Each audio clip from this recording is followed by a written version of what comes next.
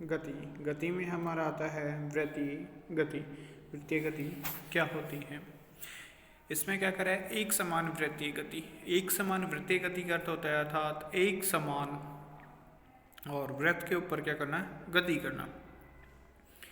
जब वस्तु के वेग में परिवर्तन होता है तब हम कहते हैं कि वह वस्तु क्या हो रही है, त्वरित हो रही है। वेग में यह परिवर्तन वेग के परिमाण या गति की दिशा या दोनों के कारण भी हो सकता है।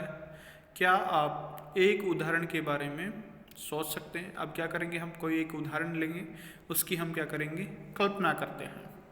तो एक उदाहरण के माध्यम के बारे में हम सोच सकते हैं जिसमें एक वस्तु अपने वेग के परिमाण को नहीं बदलती परंतु अपनी गति की दिशा को क्या कर लेती है, बदल लेती है। अर्थात गति की दिशा कभी पूर्व है, कभी पश्चिम है, कभी उत्तर है, तो कभी दक्षिण है। किसी बंद पथ अर्थात किसी बंद मार्ग पर एक वस्तु की गति का उदाहरण ले रहे हैं हम। मान लीजिए कोई एथलीट है, वो एक आयताकार ABC और D के अनुदिश दर्शाता है। माना एथलीट है जो हमारा पथ के सीधे भाग जैसे A से B, B से C, C से D, D से A एक समान चाल से क्या करता है, वो दौड़ता है। अपने आप को पथ पर बनाए रखने के लिए कोणों पर वह शीघ्रता से क्या करता है, अपनी चाल बदलता है।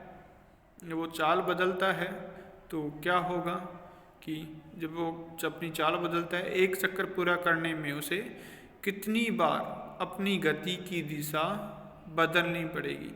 यह स्पष्ट है कि आयताकार पथ पर एक चक्कर लगाने के दौरान उसने 4 बार अपनी गति की दिशा को बदला होगा। 4 बार गति की दिशा को क्या कर रहा है, वो बदल रहा है।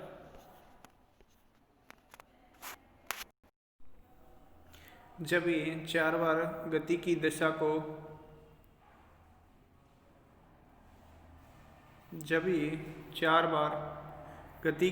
को बदलता है तो इसमें क्या होता है, जब 4 बार ये गति की दिशा को बदलेगा तो अब मान लें कि एक एथलीट आयताकार पथ के स्थान पर, आयताकार पथ है उसके स्थान पर क्या करेगा, पथ के स्थान पर षटकोणीय पथ ABCDEF के अनुदिश दौड़ रहा है। जब ये इसके अनुदिश दौड़ेगा तो क्या होगा कि इस स्थिति में एथलीट को एक चक्कर पूरा करने में 6 बार अपनी दिशा को बदलना पड़ेगा, क्योंकि इसमें 6 कोण हमने बना दी पार्ट। अगर 8 बनाएंगे तो 8, अब क्या करें, इसी प्रकार 6 कर दिया। यदि षट भुजाकार न होकर सम अष्टभुजाकार पथ है तो क्या होगा, उसमें भुजाओं की संख्या में वृद्धि के साथ साथ एथलीट को अपने मुड़ने की संख्या में भी क्या करनी पड़ेगी, वृद्धि करनी पड़ेगी।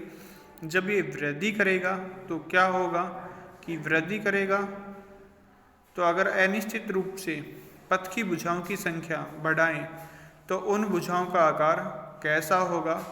यदि आप ऐसा करते हैं तो आप पाएंगे कि सभी भुजाओं की लंबाई घटकर एक बिंदु के समान हो जाएगी और पथ का आकार लगभग वृत्त के समान हो जाता है।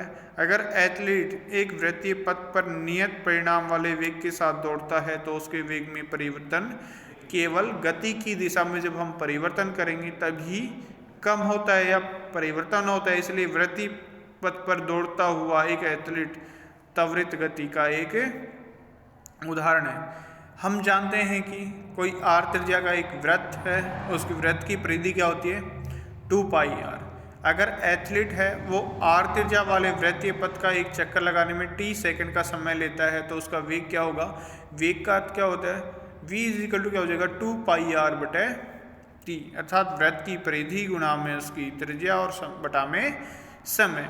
जब एक वस्तु वृत्ताकार रास्ते पर एक समान चाल से चलती है तब उसकी गति को क्या कहेंगे हम, एक समान वृत्तीय गति कहा जाता है। तो ध्यानपूर्वक देखने पर हम पाएंगे ये हमारा बेटा हो जाता है यहाँ पर चैप्टर फिनिश।